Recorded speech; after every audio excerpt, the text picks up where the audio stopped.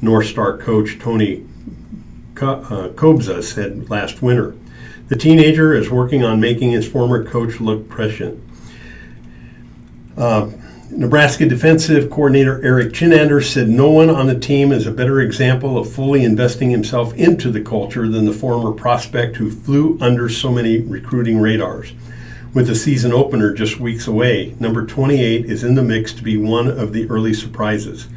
He's wrong a lot, but dang, he finds the football, Chinander said. He embodies the desire to excel and no fear of failure. Whether he's right or wrong on a call, he's going to go make a tackle, and he's done some really nice things. Okay. Yeah, we'll turn to some other football. This will be the NFL. The Indianapolis Colts believe lingering pain in Andrew Luck's lower left leg will likely force their starting quarterback to miss the rest of the preseason. They're still unsure about his availability for the September 8th season opener against the Los Angeles Chargers. Colts general manager Chris Ballard said Tuesday, additional testing revealed Luck appears to be suffering from an injury near the front of his ankle, something his previously diagnosed strained left calf might have exacerbated. Honestly, I think it's a cumulative thing through the years. Andrew's had some issues with his left ankle for a while, so I think it's really a cumulative thing, Ballard told local reporters. We think we found it. You hope you found what the cause is. And New York Giants wide receiver Golden Tate has had the appeal of his 4-game suspension for a violation of the NFL's policy on performance enhancers turned down. The decision by an independent arbitrator was announced Tuesday and means the 10-year veteran will miss the first 4 games of the regular season starting against Dallas September 8th. Tate, who signed a $37.5 million contract as a free agent with the Giants in March, announced the suspension in a Twitter post on July 27th. He said he intended to appeal it and felt his case had merit because he was using a fertility drug prescribed by a doctor. Adrian Peterson said he won't be discussing financial woes that came to light over the summer. The Washington running back conducted his first interview at training camp Tuesday and declined to answer a question about pending legal action against him. Peterson was sued last month over failure to fully repay a $5.2 million loan and was ordered to pay $2.45 million to another creditor. And Antonio Brown walked into the Oakland Raiders practice field in his familiar number 84 jersey, surrounded by cameras, and received warm greetings from teammates. His week-long absence to deal with his frostbitten feet and a grievance with the NFL over the use of a helmet ended, and now he's eager to get back on the field as soon as he can. I'm extremely grateful to be here, Brown said during a short news conference. I've been dealing with a lot of adversity. I'm excited to be back and see my teammates get in the groove of things. Brown gave no timeline for when he would be healthy enough to practice, saying, "Only to stay tuned." Emmanuel Sanders' comeback was more complex than he let on. The Denver Broncos' 32-year-old receiver revealed this week he had surgeries on both ankles in the offseason, one to repair his left Achilles tendon, which he tore in practice last December, and one to fix a severely sprained right ankle a month later. And gray, rainy skies and a subdued, sparse fan turnout made for a fitting setting Tuesday as the Pittsburgh Steelers returned to practice for the first time since the sudden death of wide receiver coach Darryl Drake. Drake, a longtime NFL and college assistant, was found dead in his St. Vincent College campus dormitory room Sunday. He was 62 years old. The Steelers canceled Sunday's practice and bumped up an idle day to Monday to allow extra time for players, coaches, and staff to absorb the loss. Professionally, obviously the loss is significantly, head coach Mike Tomlin said of Drake, but personally it's even bigger. Those of us that knew and had personal relationships with Coach Drake all feel that way. Bob? In Major League Baseball news from Tuesday's games, the American League, Astros 6-1, and Astros won the first one 6-2. White Sox won the second one 4-1 in a doubleheader. Ivan Nova tossed a four-hitter, and Chicago took advantage of an injury to Houston ace Garrett Cole for a win and a split of a doubleheader. Houston won the first game behind a pair of solo home runs by George Springer and Jose Altuve. Yankees 8, Orioles 3. Domingo German pitched 7 strong innings to become the first 16-game winner in the majors, and New York ran its winning streak over the Orioles to 15 games. Blue Jays 3, Rangers 0. 5 Toronto pitchers combined on a 5-hitter, and Teoscar Hernandez and Billy McKinney hit back-to-back home runs as Toronto won for the 5th time in 7 games. Red Sox 7, Indians 6 in 10 innings. Jackie Bradley Jr. homered with 1 out in the 10th inning as Boston edged Cleveland after blowing a late lead. Mariners 11, Tigers 6. Kyle Seager homered 3 times, and Tom Murphy added 2 for Seattle. Seager and Murphy hit back-to-back homers in the 4th and 6th innings before Seager added his 3rd in the 9th. It was the first 3-homer game of Seager's career. In National League, Phillies 4, Cubs 2. Poor Cubbies, they just keep falling down. JT Realmuto homered and drove in the tie-breaking run with an RBI double in the 7th inning. Nationals 3, Reds 1. Brian Dozier hit his 17th home run, and Juan Soto hit a second deck shot for his 25th, as both returned to the Washington lineup. Dodgers 15, Marlins 1. Rookie Will Smith had his first 2-homer game, and Los Angeles twice hit back-to-back homers. The Dodgers totaled 6 homers, a season-high 13 extra base hits, and no singles until there were 2 out in the 9th. Braves 5, Mets 3. Ronald Acuna Jr. homered and threw out a runner at the plate to back Max Fried's 5th straight win. Diamondbacks 9, Rockies 3. Jared Dyson, Christian Walker, and Nick Ahmed all homered during Arizona's 5-run first inning. In interleague play, Twins 7, Brewers 5.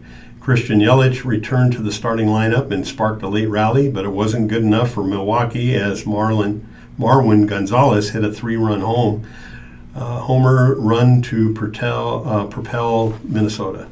Cardinals 2, Royals 0.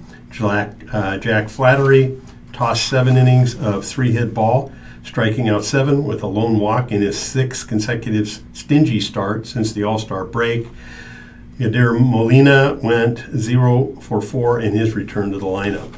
Giants 3, Athletics 2. Madison Bumgarner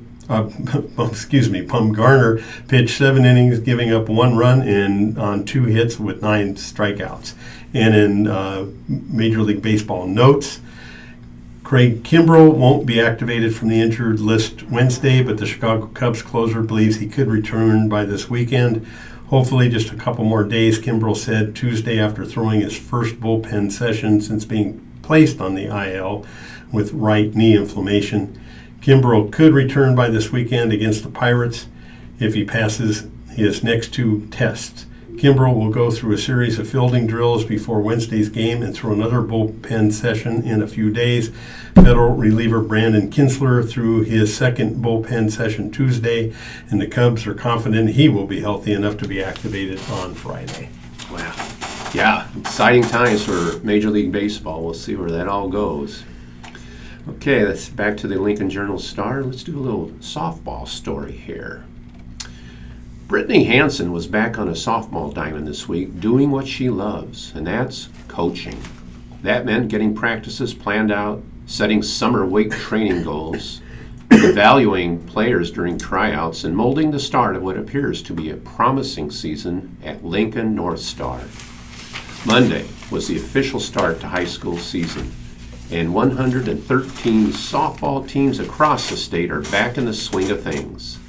That includes the Navigators and Hansen, who stepped aside last fall as head varsity coach to focus on raising her then newborn son Titan, who is now 16 months old, and a future ball player, Mom says. Stepping in to take over Hansen's spot last year was someone who has affected her life on and off the softball field. Hansen's father, Jeff Kufal. He has served as an assistant coach at North Star for 13 years. His first year with the program coming when Hansen was a sophomore for the Navigators.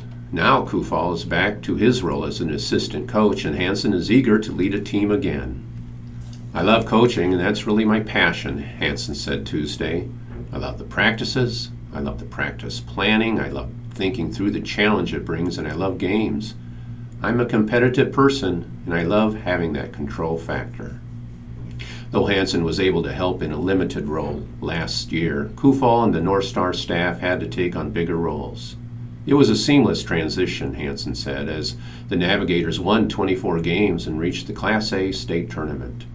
Most of the staff, Kufal, Tony Klosner, Jana Betcher, Sarah McManam, Mike Roth, will be back for the fall season. The Navigators are also adding Marissa Garver. My staff did an excellent job of stepping in, and we just have a good staff and we all work well with each other, Hansen said.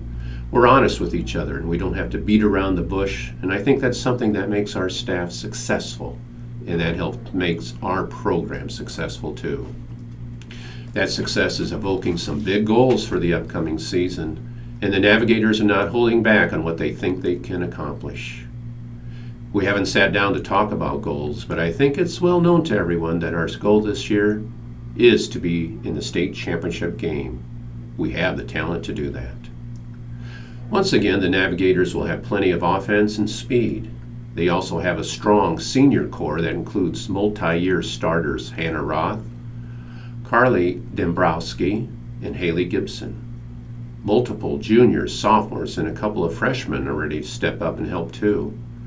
We really want the girls to establish strong starting roles, Hansen said at the team's upcoming practices. Our focus at the beginning of this season is not even really on the softball field. We're going to do a lot of classroom stuff and work on being good teammates, mental training, just those little things. Part of Hansen's excitement in returning to her head coaching role is tied to the senior class. Their first year in high school was Hansen's first year as coach. That's really important to me and special to me, she said. Now the Navigators seek a special season. We have the softball skills this year. We have the fundamentals. We have the talent, Hansen said. We don't really need to develop the girls like in the past. We just have the little details to tweak, because I think that's what's going to get us to that state championship game. So good luck to them. In sports briefs, in major NFL news, Andrew Luck will likely miss the rest of the preseason with an injury near the front of his left ankle. Colts general manager Chris Ballard said he wasn't sure if the injury will keep Luck out of the September 8 season opener against the Los Angeles Chargers. Indy's starting quarterback has been dealing with lower leg pain since straining his left calf in March. Luck missed all of this team's off-season workouts and has not participated in any full team drills at training camp. The New York Jets have signed veteran quarterback Marcus Cooper for depth in their depleted secondary. The team announced Tuesday that it waived tight end Nick Truesdell to make room on the roster. In tennis news, White Plains, New York, Juan Martín del Potro, the 2009 champion, has withdrawn from the U.S. Open because he is still recovering from surgery on his right knee. The 12th-ranked Del Potro broke a kneecap for the second time in less than a year while playing at a grass court tournament in June to prepare for Wimbledon. He had an operation shortly after that and hasn't competed since. And from Cincinnati, going small paid off big for Venus Williams. Tuesday didn't go as well for sister Serena.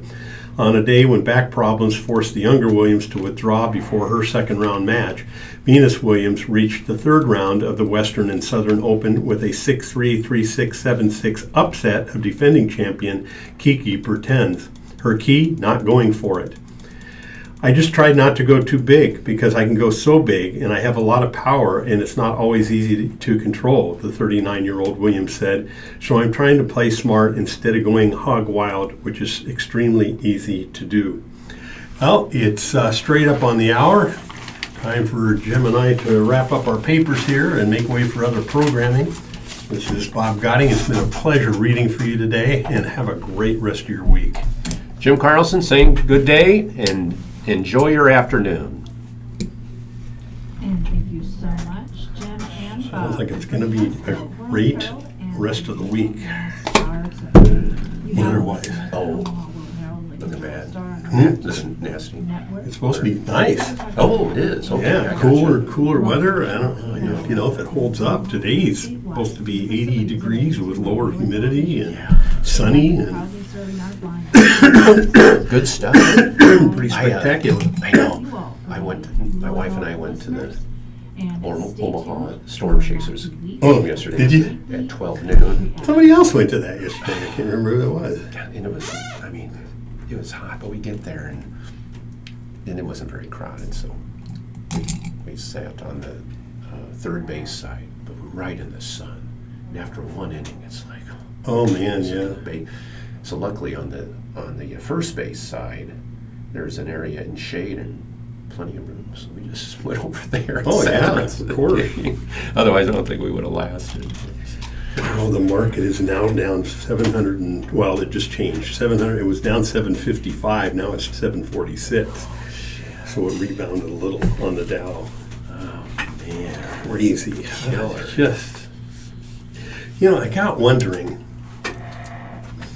this is rather sinister thinking, but when you think about the fact that every time Trump makes a comment, the market goes berserk. Yeah. When he announces new tariffs. Yeah. If somebody's got insider information on that, they're making an absolute killing on that if they know what he's going to be saying before he says it. Absolutely. Like yesterday, when he announced the tariffs were going to be against China would be delayed till. Which made the market boost back up. But now Exactly. today, I don't know what caused it to tank today. Yeah. What did it? Let's see what it says here. I have this.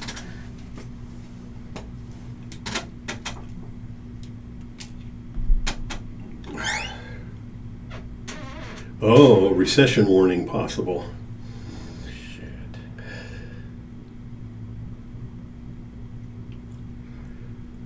They turned to risk-off investments of treasuries and stuff because they're nervous that the three major U.S. averages push further down as investors as the 2-year, 10-year yield curve briefly inverted, flashing a recession warning, and that got everybody nervous. Yeah. They all went crazy on that news. Of course they did. Damn All right. Well, Well. thank you for it. Oh, my pleasure. joining us. I was- Are you next week too? or- Well, I initially thought I would, but I found out last night that I have to work next Wednesday. So I told Ryan already I wouldn't be able to do it. Oh, you work? Just part-time. Where do you work at? Well, I work for dry cars for Oh, your case. Isn't it? Enterprise. Yeah, that sounds like an interesting thing. It's fun to do. Yeah. Anyway, will you take care of Yeah, it? good seeing you. All right. Take care. Bye.